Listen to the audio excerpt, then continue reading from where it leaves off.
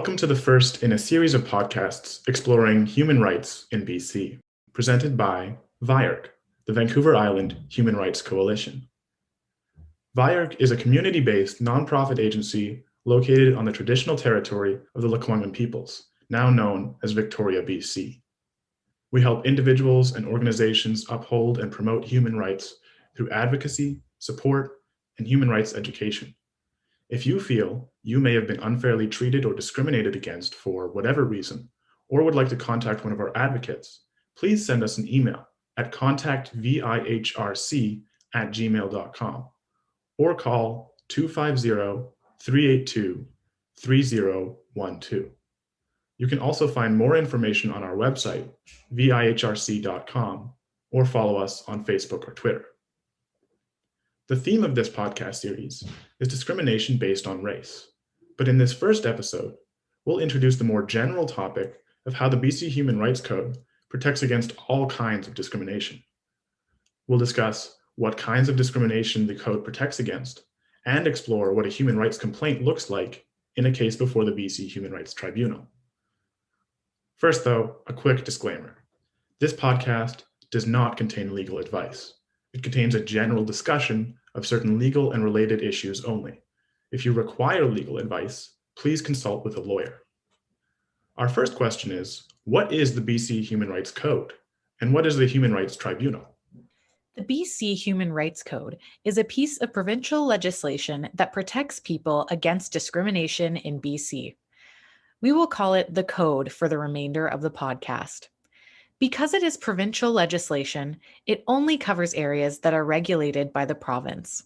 Some institutions, such as banks, federal agencies, federal corporations, and others, fall under federal jurisdiction. These types of complaints would be governed by the Canadian Human Rights Act rather than the BC Human Rights Code. The Code protects people from discrimination by creating the BC Human Rights Tribunal. The tribunal, similar to a court, hears complaints of violations of the code. When an individual feels that they have been unfairly treated by a person or institution within the jurisdiction of the code because of their race, sex, gender, religion, or similar characteristic, they can file a complaint with the BC Human Rights Tribunal. The tribunal has special terminology for the parties involved in the complaint. The complainant is the person filing the complaint, and the respondent is the person or institution against whom the complaint has been filed. When the complainant files a complaint, the respondent will be notified of the complaint made against them. Both parties will be invited to a voluntary mediation to try to settle the complaint. If it is not settled, the respondent will have an opportunity to ask the tribunal to dismiss the complaint if, for example, the complainant does not have reasonable prospect of success or does not further the purpose of the code. If the tribunal decides the complaint should proceed, it will require the parties to attend a hearing, which is similar to a trial. At the hearing, the tribunal will then decide whether the complaint is justified. If it finds the complaint is justified and that there was an unjustified discrimination based on a protected characteristic, the tribunal can then award both monetary and non-monetary remedies to put the complainant in the position they would have been if no discrimination had taken place.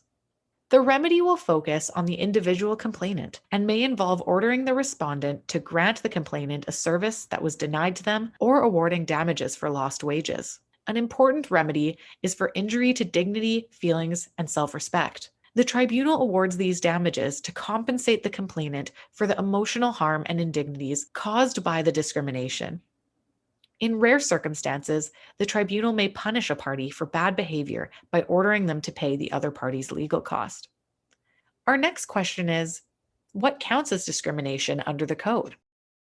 Discrimination, in the eyes of the tribunal, occurs when someone is treated differently because of a protected personal characteristic, and it affects them negatively. This can include being denied access to something or being given an additional burden. I've mentioned the protected characteristics a couple of times now. These are characteristics a person may have which the code protects. There are 15 protected characteristics in total. Some examples include sex, sexual orientation, gender identity or expression, religion, family status, and mental or physical disability. The tribunal is also limited to dealing with discrimination in 5 specific areas of daily life. These protected areas are employment, housing, services, membership in unions and associations, and publications. Our focus in this series of podcasts will be discrimination based on race, which can involve up to 4 different protected characteristics: race, color, ancestry, and place of origin. We'll dive a little more into why there are several different protected characteristics to do with discrimination based on race in the next episode. In order to prove a case of discrimination, the complainant must show, first, they have one of the protected characteristics we just talked about, or they were perceived to have one of these characteristics by the respondent. Second, they experienced an adverse effect. And 3, that the protected characteristic was a factor in the action which caused the adverse effect.